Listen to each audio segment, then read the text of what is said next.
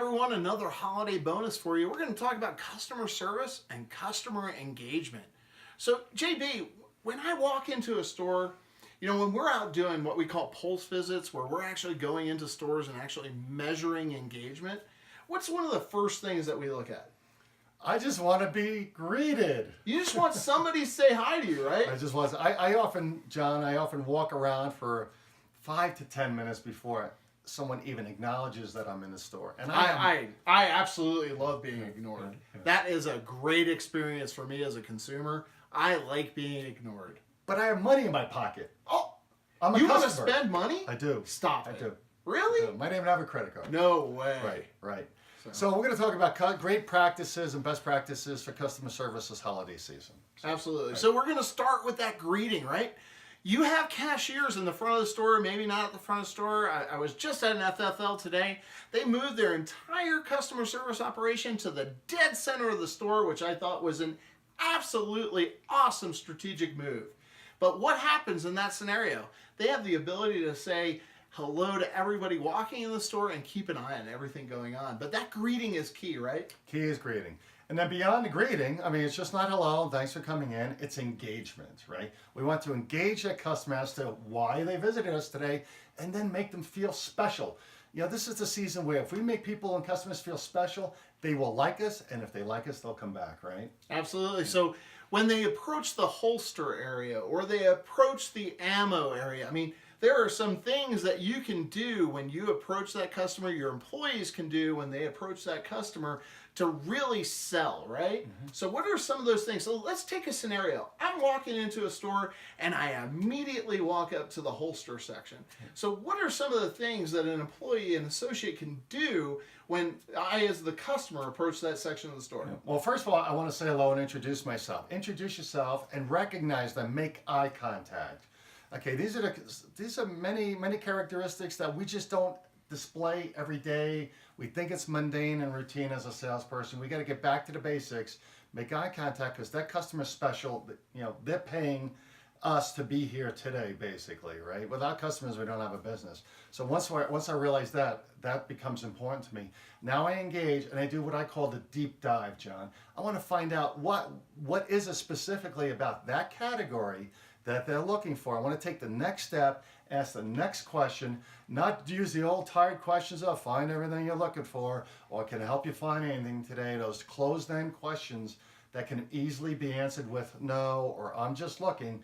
Detract from that, get away from that, and do the deep dive. Sure, absolutely. And when I walk into the ammo area, the things I think about from a retailer perspective is definitely, okay, I'm in here, I'm looking for self-defense ammo. Okay, well, maybe I'm looking for self-defense ammo, but maybe I need training ammunition as well. So that employee, that associate should know, okay, listen, you're looking for a product X, let me see what else I can sell. And that's what all your training is about, right? When you go through that sales training with your associates, you want to make sure that they have the next answer, that next solution, right? One of the things we fail at most as salespeople, especially, and I see this often in FFLs, is understanding that the customer may not have any knowledge. We assume they do. We assume they know what they're looking for. We assume they came in with a reason. But very often, if you ask a customer, can I help you find something, or what brought you in today, you'll find that that customer may not have any knowledge, may not know the difference between a jacket, a hollow point versus full metal jacket. And you need to provide education, and they love you for it. They really love you for it without having to be embarrassed to ask for it. So our salespeople just don't remember that. If they know that right up front, they'll go with the same approach all the time. I'm here to educate, and then I'm here to sell. Right. You're discovering their needs, right? Discover the needs, absolutely. Discovering their needs. Yeah. So the next thing is you want to work through that sale. So let's talk about how do we work through that sale, whether it be the salesperson or it be that cashier. Let's talk about working through the sale. Well, I don't call it a sale, John. I call it a relationship. Okay. I don't want to just sell something today as a salesperson. I don't want to be that hamburger stand that says, "Would you like French fries with your hamburger?"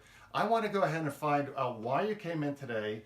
My interest is in retaining you as a long-term customer. Well, so I have to find out: are you local? Are you not local? Are you visiting? Have you been in here before? I want to inquire. We use the word inquire instead of sell to go ahead and start creating that relationship. So I want to inquire with the customer.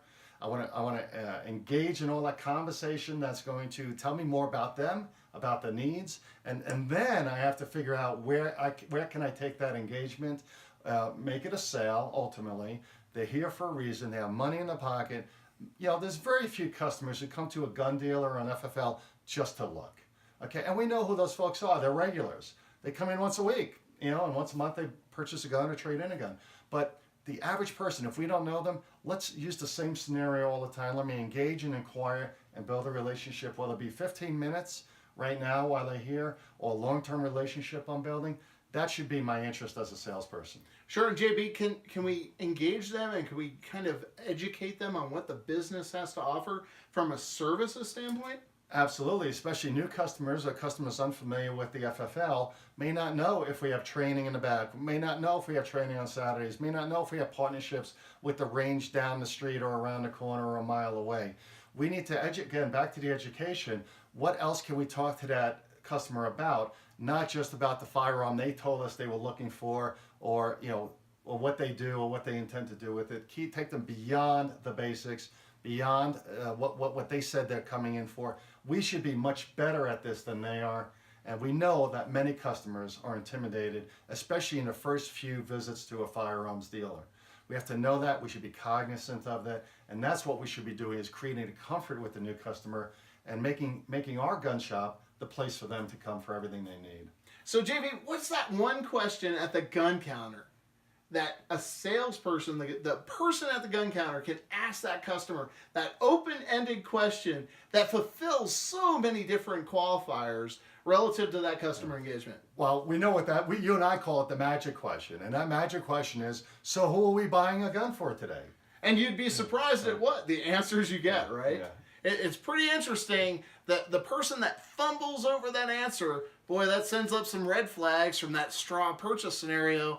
But even more so, it helps you qualify and engage that customer on what they're looking for, and it starts that conversation. It's the icebreaker. It is the icebreaker, absolutely. Right. So, Right. Hey, listen, this is a holiday bonus for operations and customer service, customer engagement for this season from FFL Consultants. Hey, we look forward to seeing you on Facebook. And find out more about us at fflconsultants.com. Have a great holiday season. Happy holidays, everyone.